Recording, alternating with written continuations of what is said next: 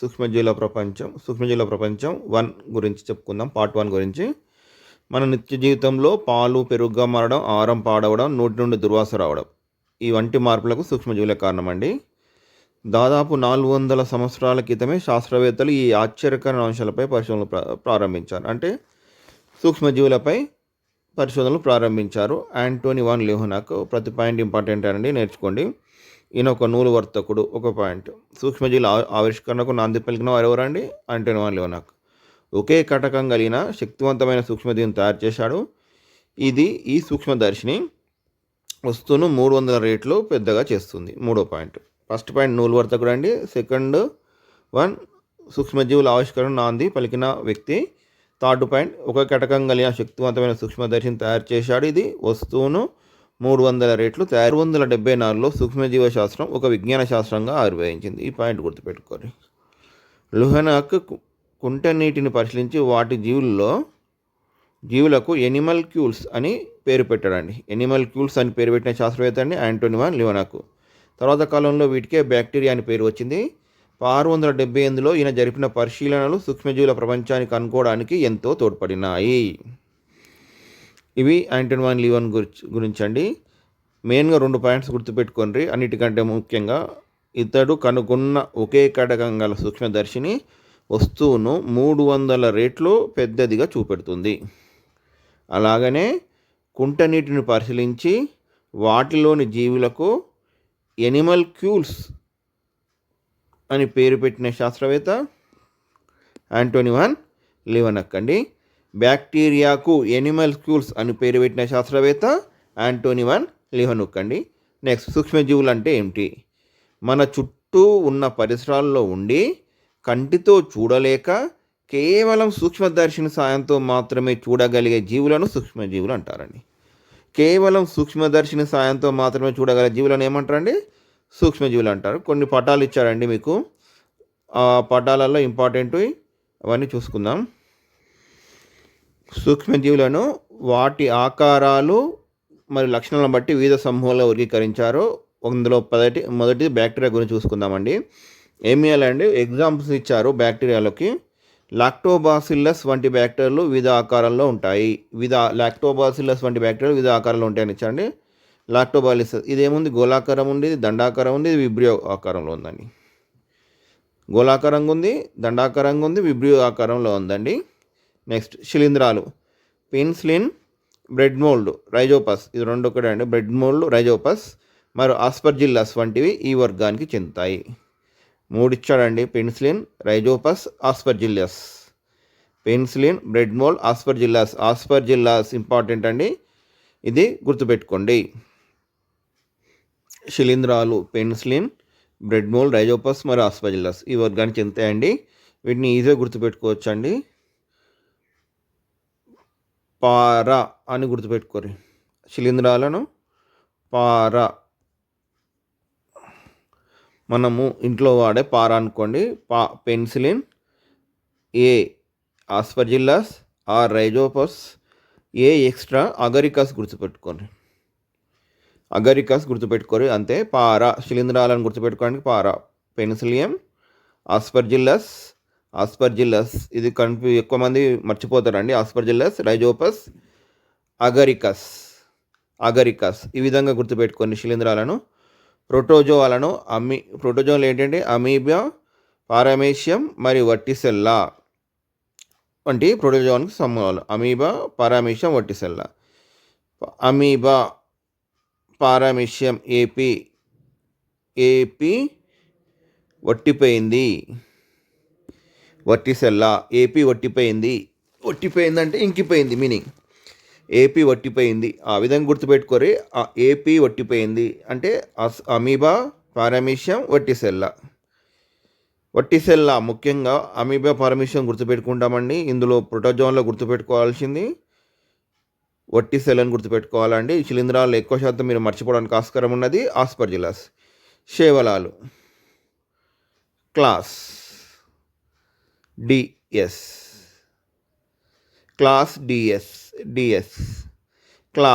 Chlamydomonas.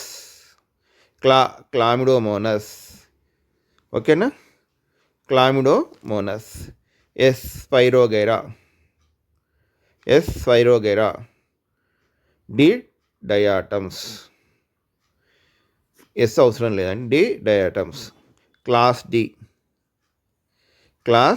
D chlamydomonas, spirogyra, diatoms. ఈ విధంగా వీటిని గుర్తుపెట్టుకోండి. శైవలాలు. ఆర్థోపొడలు సైక్లాప్స్, డాప్నియా, గజ్జిక్రీమ్, కనురెప్ప. కీము మరియు కనురెప్ప, సైక్లాప్స్, డాప్నియా వంటివి వీటిని ఇదే గుర్తుపెట్టుకొని సైక్లాప్స్, డాప్నియా, గజ్జి క్రీము, కనురెప్ప క్రీము.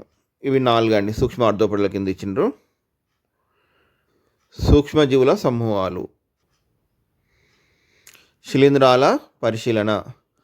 వర్షాకాలంలో కుళ్ళిన పదార్థాలపై లేదా చెట్ల దుంగలపై గొడుగు వంటి నిర్మాణాలు పెరుగుతాయి. చెట్ల కాండంపై కనిపించే తెల్లని మచ్చలు కూడా శిలీంధ్రాల వల్లనే ఏర్పడతాయి.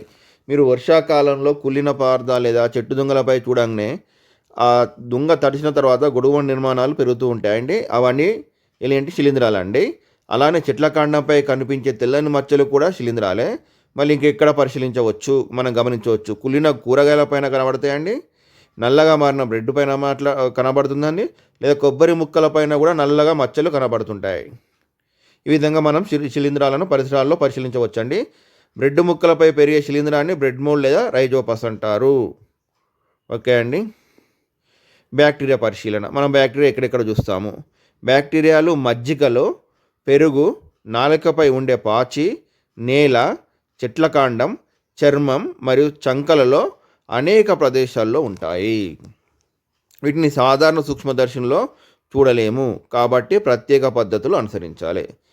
బ్యాక్టీరియా మనం ఎక్కడెక్కడ పరిశీలించవచ్చా అండి? మనం సాధారణ కంటితో పరిశీలించలేము, సాధారణ సూక్ష్మదర్శినితో కూడా చూడలేమండి బ్యాక్టీరియాలను. బ్యాక్టీరియాలో మజ్జిగ, పెరుగు, నాలుకపై ఉండే పాచి, నేల, చెట్ల కాండం, చర్మం మరియు చంకలు అనేక ప్రదేశాల్లో ఉంటాయి. ఎలా పరిశీలించాలి? స్లైడ్పై ఒక చుక్క మజ్జిగను వేసి 3-4 సెకండ్ల పాటు వేడి చేయాలి. స్లైడ్పై ఒక చుక్కన మజ్జిగను వేసి 3-4 సెకండ్ల పాటు వేడి చేయాలి. దానిపై క్రిస్టల్ వైలెట్ ద్రావణం వేసి ఈ స్టెయినర్స్ గుర్తుపెట్టుకోరి. ఇక్కడ స్టెయినర్స్ ఏమొచ్చినా క్రిస్టల్ వైలెట్ ద్రావణం ఇది గుర్తుపెట్టుకోవాలండి, ఇంపార్టెంట్. దానిపై క్రిస్టల్ వైలెట్ ద్రావణం వేసి 30-60 సెకండ్ల పాటు ఉంచాలి.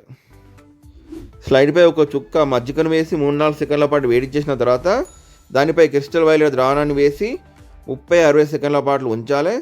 తర్వాత పదార్థం కొట్టుకోపోకుండా నెమ్మదిగా నీటితో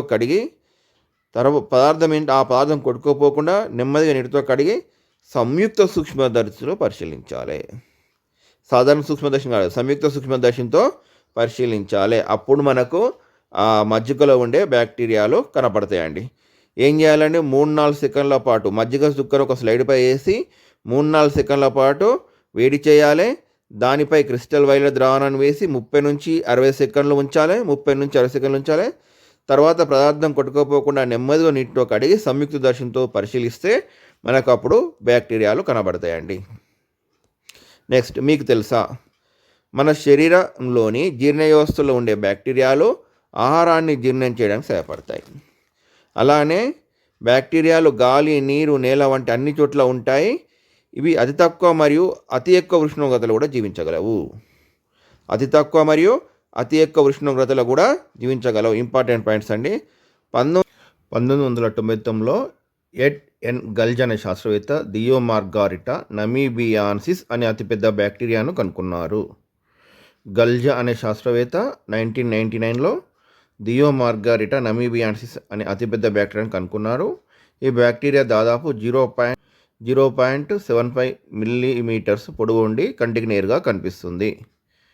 ఇది ఇంపార్టెంట్ పాయింట్స్ అన్నిలో ఉన్నాయి. 1999 గుర్తుపెట్టుకొని ఎడ్.ఎన్. గల్జ్ అనే శాస్త్రవేత్త దియో మార్గారిటా నమీబియాన్స్ అనే అతిపెద్ద బ్యాక్టీరియాను కనుక్కున్నారు. ఈ బ్యాక్టీరియా దాదాపు 0.75 మిల్లీమీటర్ల పొడవు ఉంటుంది. అతిపెద్ద బ్యాక్టీరియా ఏదన్నా దియో మార్గారిటా నమీబియాన్సిస్. కనుక్కున్న శాస్త్రవేత్త ఎడ్.ఎన్. గల్జ్. ఓకేనండి. కుంటలో నిల్వ ఉన్న నీరు ఆకుపచ్చగా ఉండడానికి కారణం అందులో పెరిగే శివలాలే. ఆ శివలాలను ఇలా మనం పరిశీలిద్దాము. స్పైరోగైరా, కారా, ఇంకో పేరు వచ్చిందండి, కారా వచ్చింది. స్పైరోగైరా, కారా వంటి శైవలాలను కంటితో చూడవచ్చు. కానీ చాలా రకాల శైవలాలు చాలా రకాల శివలాలను మనం సూక్ష్మదర్శినితో మాత్రమే చూడగలము. చాలా రకాల శివలాలను సూక్ష్మదర్శినితో మాత్రమే మనం చూడగలము. మీకేమని చెప్పానండి శివలాలు గుర్తుపెట్టుకోవడానికి? Class D, chlamydomonas, spirogyra, diatoms. ఇప్పుడు దీంతో పాటు డీకే, కారా కూడా గుర్తుపెట్టుకోండి. Class DK chlamydomonas, spirogyra, diatom. K ఏంటి అండి? కారా.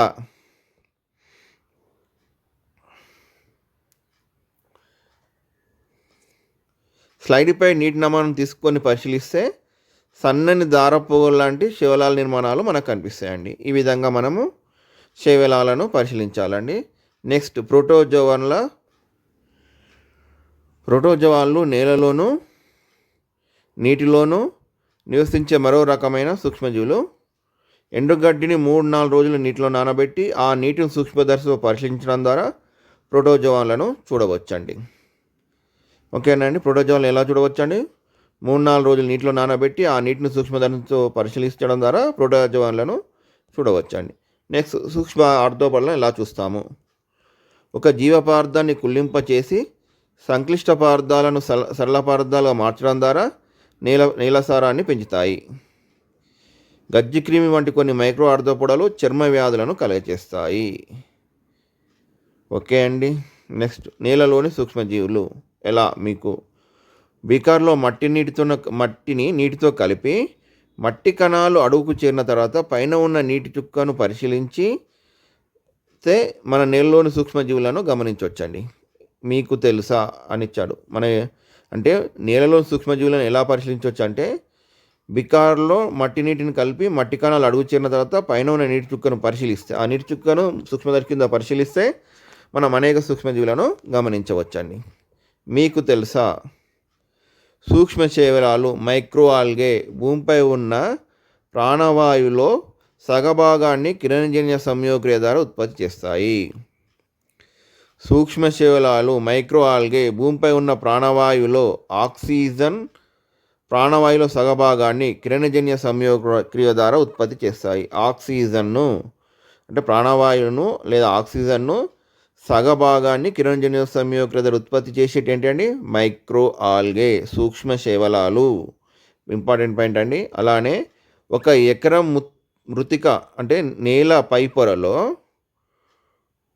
1 ఎకరం నేల పైపొరలో లేదా మృతిక పైపొరలో బ్యాక్టీరియాలు, శిలీంధ్రాలు కలిపి దాదాపు 1/2 టన్ను వరకు ఉంటాయి. బ్యాక్టీరియాలు, శిలీంధ్రాలు కలిపి దాదాపు 1/2 టన్ను వరకు ఉంటాయి. ఈ 2 ఇంపార్టెంట్ పాయింట్స్ అండి, గుర్తుపెట్టుకోండి. Micro algae 1/2 ton. నేల సారాన్ని పెంచడంలో బ్యాక్టీరియా, ప్రోటోజోవా, మైక్రో ఆర్థోపోడా మరియు శిలీంధ్రాలు కీలక పాత్ర వహిస్తాయి. ఓకే అండి. ఇప్పుడు మనం వాటిని ఎలా పరిశీలించాలో మనం చూసుకున్నామండి. శైవలాలు, బ్యాక్టీరియాలు, శిలీంధ్రాలు, ప్రోటోజోవాన్లు, మైక్రో ఆర్థోపోడాలు. ఇవన్నీ ఇంట్రడక్షన్ పాయింట్స్ అండి. నెక్స్ట్ వైరస్లు అండి. వైరస్లు చాలా ఆసక్తికరమైన సూక్ష్మజీవులు. ఎందుకంటే ఇవి సజీవ కణం వెలుపల ఉన్నప్పుడు నిర్జీవులుగా ప్రవర్తిస్తాయి. ఇది కణం అండి. ఈ సజీవ కణం బయట ఉన్నప్పుడు ఇవి నిర్జీవులు అండి, జీవులు కావండి. బ్యాక్టీరియా లేదా వృక్ష లేదా జంతు కణాల వంటి అతిథేయ కణాల్లోకి చేరినప్పుడు మాత్రమే ఇవి సజీవులుగా మారి ప్రత్యుత్పత్తిని జరుపుతాయి. బ్యాక్టీరియా కణంలోకి ప్రవేశించినప్పుడు లేదా వృక్ష కణంలోకి ప్రవేశించినప్పుడు లేదా జంతు కణాల వంటి అతిథేయ కణాల్లోకి ప్రవేశించినప్పుడు మాత్రమే ఈ సజీవులుగా మారి ప్రత్యుత్పత్తిని జరుపుతాయి. ఇవి కేవలం శక్తివంతమైన ఎలక్ట్రానిక్ మైక్రోస్కోప్లో మాత్రమే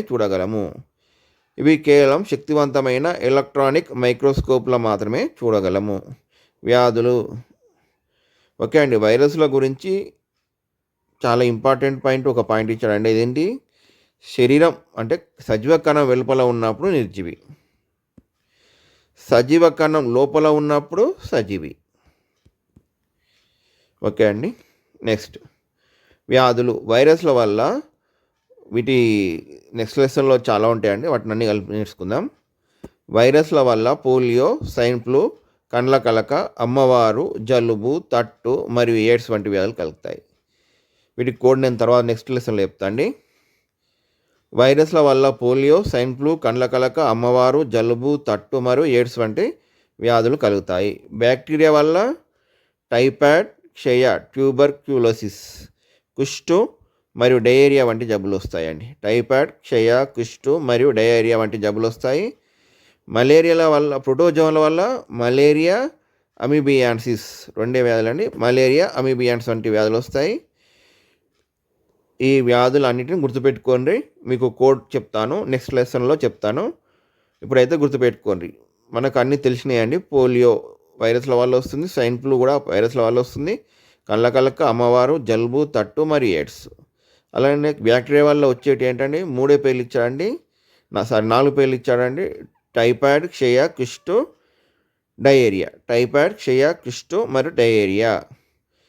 శిలీంధ్రాలు, బ్యాక్టీరియాలు మరియు మైక్రో ఆర్థోపల వల్ల కొన్ని రకాల చర్మ వ్యాధులు కూడా సంభవిస్తాయండి. శిలీంధ్రాలు, బ్యాక్టీరియాలు మరియు మైక్రో ఆర్థోపల వల్ల కొన్ని రకాల చర్మ వ్యాధులు కూడా సంభవిస్తాయి. నివాసం: సూక్ష్మజీవులు అత్యంత శీతల ప్రదేశాల నుండి అత్యధిక వేడి ఉన్న ప్రదేశాల వరకు, ఎడార్ల నుండి చిత్తడి నెల వరకు ఎక్కడైనా జీవిస్తాయండి. అత్యంత శీతల ప్రదేశాల్లో ఉంటాయండి, అత్యధిక వేడి ప్రదేశాల్లో కూడా ఉంటాయండి, ఎడారి నేలల్లో ఉంటాయండి, చిత్తడి నేలల్లో కూడా సూక్ష్మజీవులు ఉంటాయి. కొన్ని సూక్ష్మజీవులు స్వతంత్రంగా జీవిస్తే మరికొన్ని జీవులు ఇతర జీవులపై ఆధారపడి ఉంటాయి. కొన్ని సూక్ష్మజీవులు స్వతంత్రంగా ఉంటాయి, కొన్ని సూక్ష్మజీవులు ఇతర జీవులపై ఆధారపడి ఉంటాయి. నెక్స్ట్, బ్యాక్టీరియా అభిరంజనం ఎలా చేయాలి? బ్యాక్టీరియాలు చాలా చిన్నవిగా ఉండడం వల్ల వాటిని సూక్ష్మదర్శితో చూడాలంటే అభిరంజనం చేయాలి. స్లైడ్పై బ్యాక్టీరియా మాధ్యమాన్ని వేసి కొద్దిగా వేడి చేసి క్రిస్టల్ వైలెట్ను అద్ది 3 నుంచి 4 నిమిషాలు వేడి చేసి క్రిస్టల్ వైలెట్ను వంటి రంగులను అద్ది 30 నుండి 60 సెకండ్ల పాటు ఉంచాలి. తర్వాత నీటితో కడిగి ఆరిన తర్వాత 25x లేదా 45x మాగ్నిఫికేషన్ ఉన్న సూక్ష్మదర్శితో పరిశీలించాలి. 25x లేదా 40x మ్యాగ్నిఫికేషన్ ఉన్న సూక్ష్మదర్శితో పరిశీలించాలి. అప్పుడు మీరు బ్యాక్టీరియాలను స్పష్టంగా చూడగలుగుతారు. నెక్స్ట్ అండి, లెసన్ అయిపోయింది. చిన్న లెసన్ అండి. ఈ లెసన్ అయిపోయింది. ఈ అభ్యాసం మెరుగుపరుచుకుందాం అని ఈ లెసన్ తర్వాత ఇచ్చిన ప్రశ్నలను ఒకసారి చర్చించుకుందాం. ఈ ప్రశ్నలు మీకు ఏం రావు, కానీ ఈ కాన్సెప్ట్లో రావు, కానీ సబ్జెక్ట్ ఎక్కువ లోతుగా అర్థమవుతానే ఉద్దేశంతో చెప్పడమైందండి. ఏ జీవి సజీవులకు మరియు నిర్జీవులకు మధ్య అనుసంధానంగా అనుకుంటున్నారు? ఇంతకుముందుకే చెప్పుకున్నాం కానీ వైరస్లను ఎందుకంటే ఇవి సజీవ కణం బయట ఉన్నప్పుడు నిర్జీవులుగా ఉంటాయి, లోపలికి వచ్చినప్పుడు ఇవి సజీవులుగా ఉంటాయి. అంటే ఏ కణాలకు? బ్యాక్టీరియా, వృక్ష జంతు కణాలకు చేరినప్పుడు. సూక్ష్మజీవుల వలన కలిగే వ్యాధుల గురించి చెప్పండి. ఇంతకుముందు చెప్పుకునేయండి. మళ్ళీ పోలియో, స్వైన్ ఫ్లూ, కండ్ల కలక, అమ్మవారు, జలుబు, తట్టు మరియు ఎయిడ్స్ వైరస్ల వల్ల వచ్చే వ్యాధులండి. టైఫాయిడ్, క్షయ, కుష్టు, డయేరియా బ్యాక్టీరియా వల్ల వచ్చే వ్యాధులు. మలేరియా, అమీబియాన్సిస్ ప్రోటోజోన్ల వద్ద వచ్చే వ్యాధులు. నెక్స్ట్, కుంట నీటిలో ఏ రకాలైన సూక్ష్మజీవులు ఉంటాయి? కుంట నీటిలో బ్యాక్టీరియా ఉంటుందండి. శైవలాలు, స్పైరోగెరా ఎగ్జాంపుల్ ఎంత అండి? ప్రోటోజోన్లు, అమీబియా ఎగ్జాంపుల్ అండి. పారామీషియం.